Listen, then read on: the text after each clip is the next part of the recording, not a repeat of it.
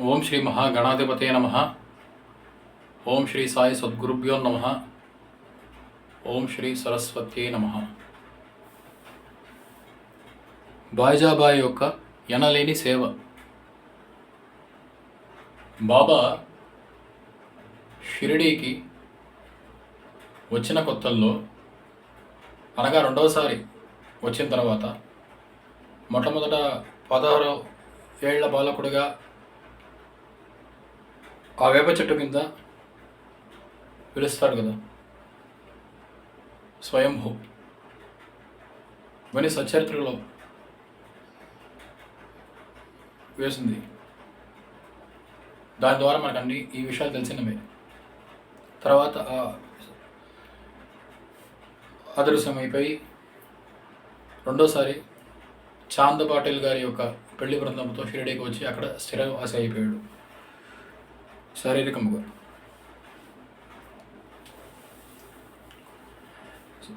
అలా వచ్చిన కొత్తల్లో స్థిరముగా ఓ చోట ఉండేవారు కారు. సర్వసంగ పరిత్యాగి.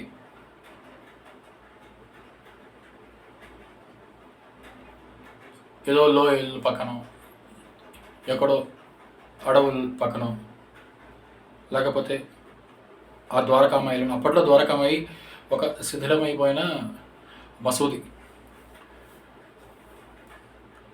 అలా ఉండేవారు. ఒక్కొక్కప్పుడు అసలు షిరిడీలో ఉన్నా కూడా కనిపించేవారు కాదు, ఎవరికి తెలిసేది కాదు అసలు ఆయన ఎక్కడ ఉన్నారని. ఎక్కడెక్కడో షిరిడీలో ఉండే షిరిడీ లోపల ఎక్కడో చెట్టు అడవిలో కూర్చుని ఆయన పాటుకు ఆయన ధ్యాన నిమగ్నులై ఉండేవారు. పరమేశ్వరుడులాగా, చిదానంద రూపుడై, సాక్షాత్ శ్రీ మహావిష్ణువు వలె యోగ నిద్రలో కళ్ళు మూసుకుని ఆనందముగా ఉండేవారు. అసలు కనిపించేవారు కూడా కాదు. అప్పట్లో షిరిడీ గ్రామంలో బాబాని ఒక మహాత్ముని వలె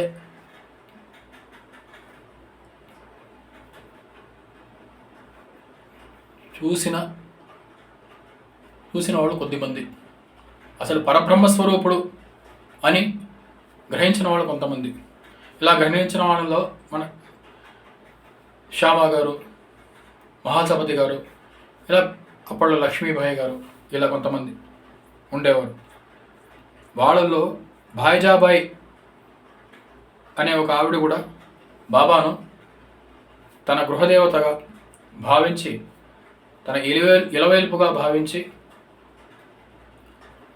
ఆయనని నిత్యము పూజ చేస్తూ ఉండేది. ఆవిడ తాత్య కోతే పాటిల్ యొక్క తల్లి. బాబాకు భోజనం పెట్టకుండా ఆవిడ అసలు తినేది కాదు. కానీ తండ్రి ఓ చోట స్థిరంగా ఉండేవారు కాదు. ఈవిడ భోజనం పెట్టడానికి వెళ్ళేది, కానీ స్థిరంగా ఓ చోట ఉండేవాడు కాదు కదా. ఆయన ఎక్కడెక్కడో కూర్చునేవారు.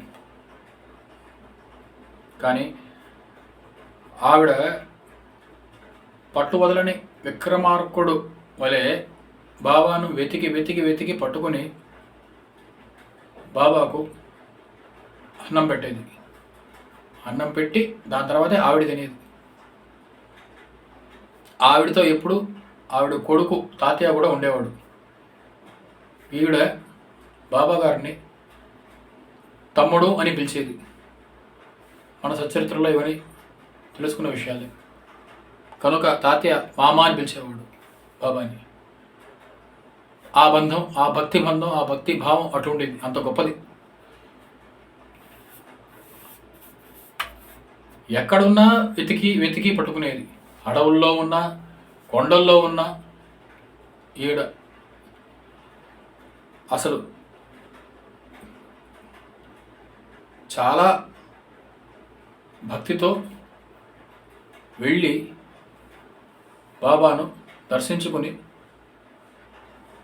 ఆయనకి ఆహారము పెట్టి ఈవిడ ఆహారము స్వీకరించేది.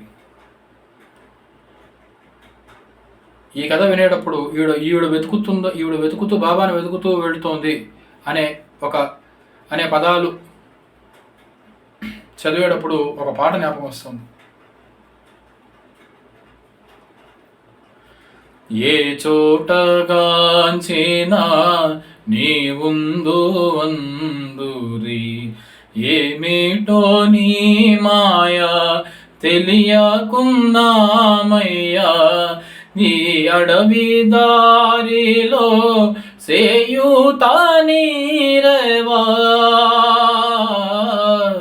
నీ అడవి దారిలో సేయుత నీరవా, నీ పాద సన్నిధికి మము చేరనీయవా, నీ పాద సన్నిధికి మము చేరనీయవా.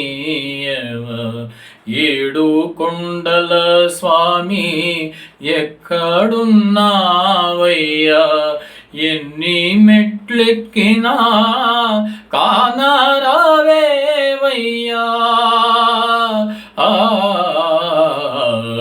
ఏడు కొండల స్వామి, ఏడు కొండల స్వామి. ఓం శ్రీ దక్షిణామూర్తి నమః. శ్రీ వెంకటేశ్వర రమణాయ నమః. శ్రీ వెంకటేశ్వర రమణాయ నమః అనే నామం సాయి తండ్రి యొక్క అష్టోత్తర శతనామావళిలో వస్తోంది. ఆ అలమేలు మంగా సహిత ఆ వెంకటరమణుడు సాయీశ్వరుడు అంతా ఒకటే, ఇద్దరు ఒకటే. ఈ అడవి దారిలో చేయుత నీరవా, నీ పాద సన్నిధికి నన్ను చేరనీయవా అనే పాటలో వచ్చే ఈ వాక్యాలు బాజాబాయి గారు అడవుల్లో ఆయన్ని వెతుకుతూ వెళ్ళేటప్పుడు ఇలా స్మరించుకుంటూ వెళ్ళేదేమో. మహాభక్తురాలు, ఆవిడకి శతకోటి వందనములు, శతకోటి వందనములు, శతకోటి వందనములు. శ్రీ సాయి సద్గురుభ్యో నమః. సాయేశ్వర పాహిమాం, ద్వారకామాయ రక్షమాం, ద్వారకామాయ రక్షమాం, ద్వారకామాయ రక్షమాం.